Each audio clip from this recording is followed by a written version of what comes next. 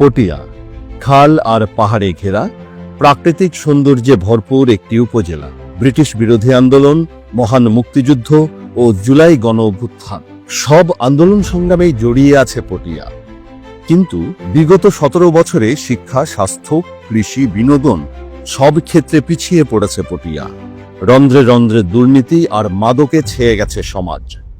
তরুণ প্রজন্ম ও পটিয়ার মানুষ এসব থেকে কি মুক্তি চায় না? অবশ্যই চায়। তরুণ প্রজন্ম ও পটিয়ার মানুষকে নিয়ে আধুনিক পটিয়া গড়তে অঙ্গীকারবদ্ধ বাংলাদেশ জাতীয়তাবাদী দল বিএনপি মনোনীত প্রার্থী আলহাজ এনামুল হক এনাম। তারেক রহমান ঘোষিত রাষ্ট্র কাঠামো মেরামতের 31 দফার প্রেক্ষিতে ফ্যামিলি কার্ড, কৃষক কার্ড, স্বাস্থ্য কার্ড, শিক্ষা, ক্রীড়া, পরিবেশ, কর্মসংস্থান, ধর্মীয় নেতাদের উন্নয়ন সেবা, এই 8 পরিকল্পনা বাস্তবায়নের মাধ্যমে পটিয়ার সকল সমস্যার সমাধানে দৃঢ় প্রতিজ্ঞাবদ্ধ এনামুল হক এনাম।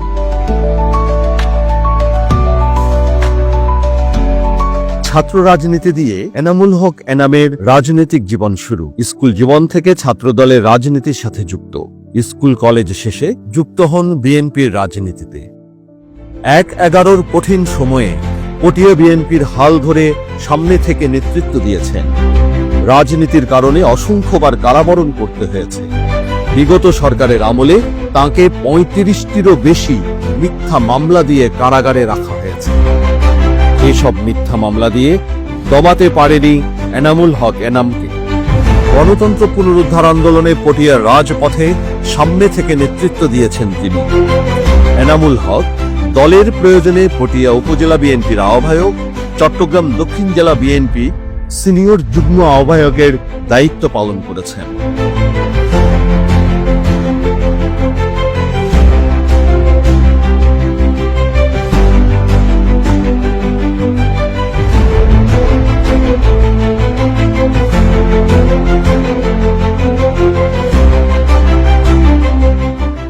রাজনীতি ছাড়াও অন্যান্য ক্ষেত্রেও তাঁর রয়েছে বলিষ্ঠ পদচারণা।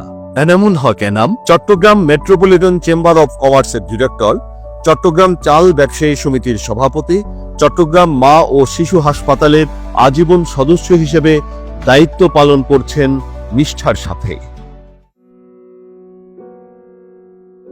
সম্মানিত পটিয়াবাসী, আসসালামু আলাইকুম। আমার নাম মোহাম্মদ এনামুল হক। আমি পটিয়া 12 চট্টগ্রাম আসন থেকে আমাকে বিএনপির চেয়ারম্যান জনাব তারেক রহমান মনোনয়ন দিয়েছে আপনাদের সেবার জন্য। I have a plan for the people of my country, for my country. পটিয়ার দীর্ঘদিনের পুরোনো পটিয়া ঐতিহ্যবাহী শহরের সঙ্গে মহকুমা আছে। ইতিহাস আমলিতে এই খুব সুশিক্ষিত মানুষের এলাকা পটিয়াতে দীর্ঘদিন ঘুরে গিয়ে অনেক মানুষজন আছে।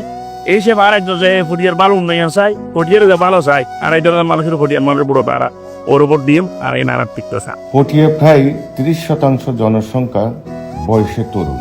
সে তুলনায় শিক্ষা প্রতিষ্ঠান তেমন একটা গড়ে ওঠেনি, নেই কোনো কারিগরি শিক্ষা প্রতিষ্ঠান। আমি নির্বাচিত হই বা না হই, এই তরুণদের দক্ষ শিক্ষিত করে তুলতে স্কুল, কলেজ, কারিগরি শিক্ষা প্রতিষ্ঠান প্রতিষ্ঠা করার চেষ্টা করব।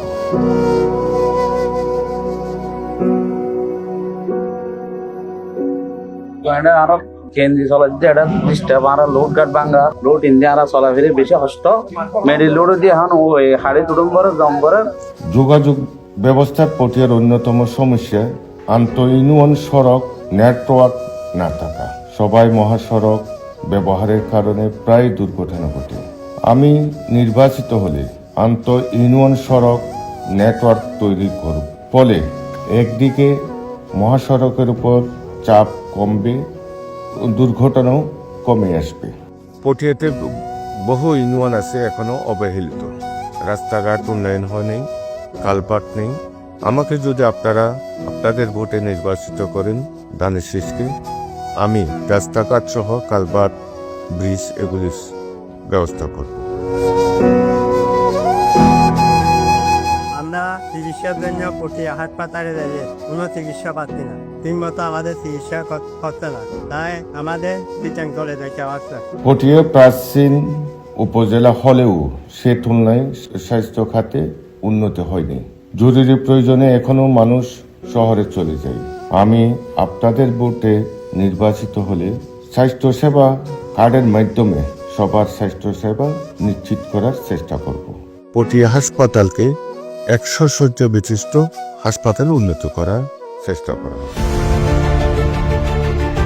তারা এখন চাষ করি ওরা বছর খান্না পারি শাসক হাসপাতাল মনে করো হাসপাতাল না পোষায় লাস্টে মনে করো আরা সরকারও জানাই দিই সরকার আনারে অসুস্থতা হই দিবে পারাই দে 2010 বছর কিছু নাও দেয়। কৃষি এখনো পটিয়ার অর্থনীতির মূল চালিকা শক্তি। কৃষক বাঁচলে পটিয়া বাঁচবে, দেশ এগিয়ে যাবে। আমি পটিয়ার কৃষকরা ন্যায্য মূল্য পাই সেটি নিশ্চিত করব। আপনারা জানেন আমাদের বিএনপির চেয়ারম্যান জনাব তারেক রহমান কৃষকদের জন্য একটা কৃষি কার্ডের ব্যবস্থা করা হয়েছে। এই কৃষি কার্ডের মাধ্যমে সার, বীজ, সেচ ইত্যাদি ন্যায্য মূল্য পাবে।